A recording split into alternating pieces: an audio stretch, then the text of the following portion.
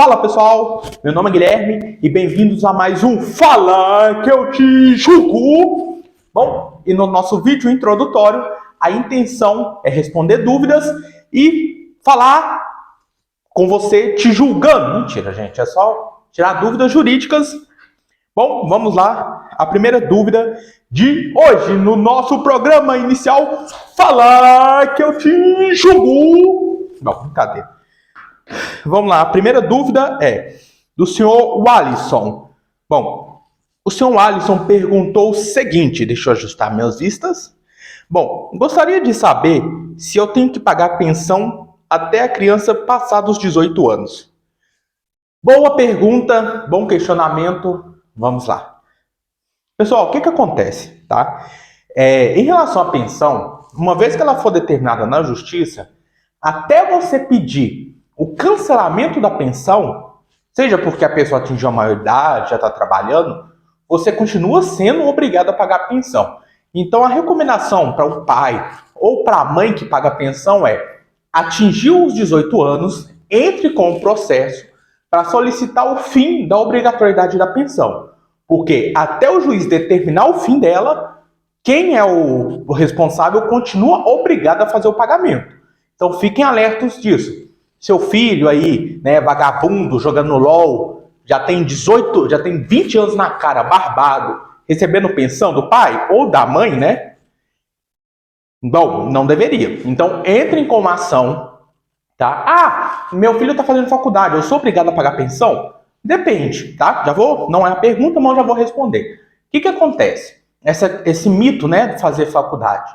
Enquanto a pessoa, o filho, não tiver condições financeiras de se manter, seja porque ele está fazendo faculdade, não está, por qualquer motivo, os pais são obrigados a cuidar, tá? Existe mais ou menos, tá? Não é lei, a lei é, enquanto não tiver condições de se manter, os pais são obrigados a cuidar. Mas vamos lá para aquele suga-suga do seu filho, aquele vampirão, né? Que está sugando o dinheiro dos pais ou da mãe que está trabalhando aí.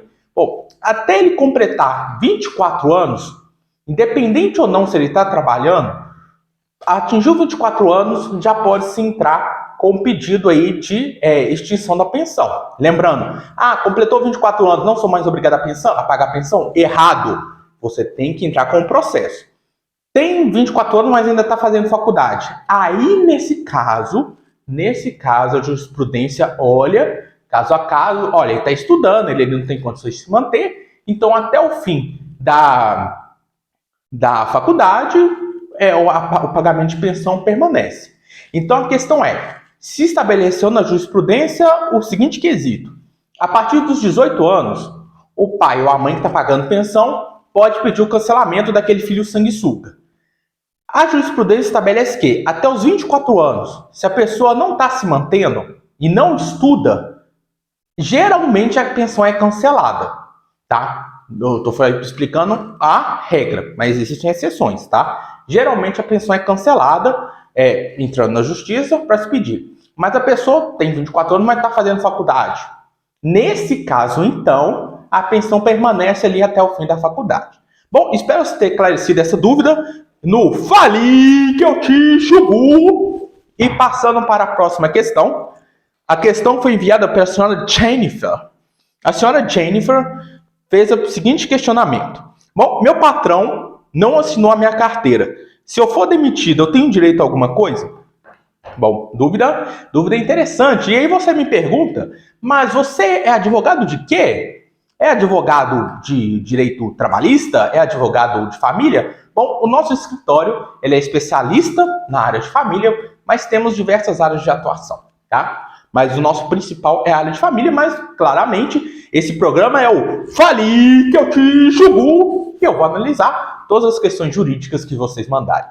Bom, respondendo essa dúvida aqui, né? Às vezes a pessoa é contratada, principalmente de bairro, tá? É contratada por uma empresinha de bairro ali, padaria, algum restaurantezinho, e a pessoa não assina a carteira. É só acordar de boca, e quando demite, obviamente ela não vai querer pagar todos os benefícios que a pessoa tem. O que acontece?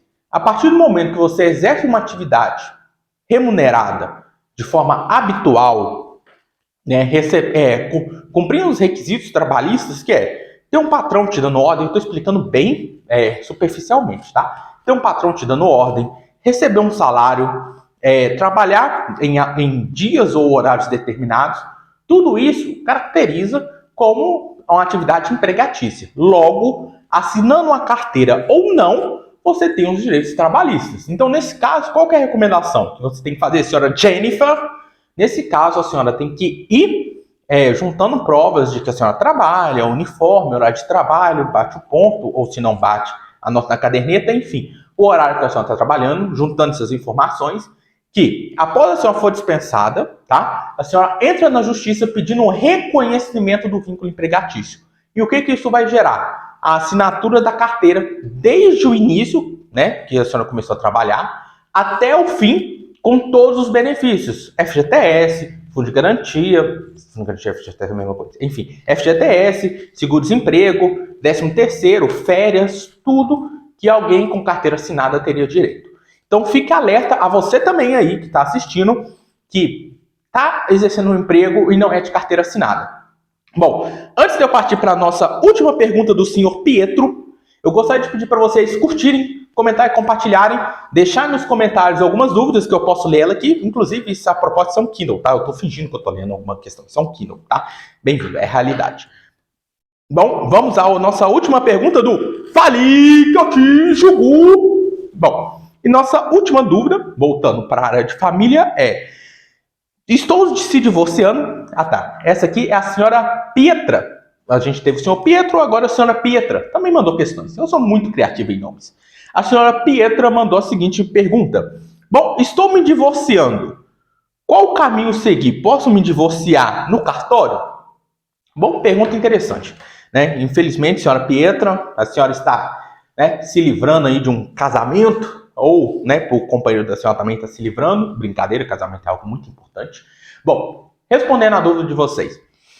O cartório, tá? O casamento que a gente chama de extrajudicial, feito no cartório. Ele pode ser realizado? Pode. Precisa de advogado? Precisa. Mas, além de ter um advogado, você precisa de alguns requisitos. Quais são? O primeiro e mais importante, não ter um filho menor de idade. Se vocês tiverem um filho menor de idade, obrigatoriamente o divórcio tem que ser na via judicial. Por que na via judicial? Eu já acordei tudo, já acordei com pai, pensão e tudo, tem que ser na via judicial. Porque quando envolve direito envolvendo menores, sempre o Ministério Público participa do processo. Então, no cartório, não tem como um membro do Ministério Público ir lá no cartório, no dia que foi agendado, para ver se está tudo ok, tá? Então, sempre que envolve menores de idade, eu tenho um filho que tem 18 anos. Não precisa. Mas eu tenho um filho menor de idade. Tem que ir no cartório para regularizar. Não pode ser no cartório, tem que ser na justiça para regularizar esse divórcio.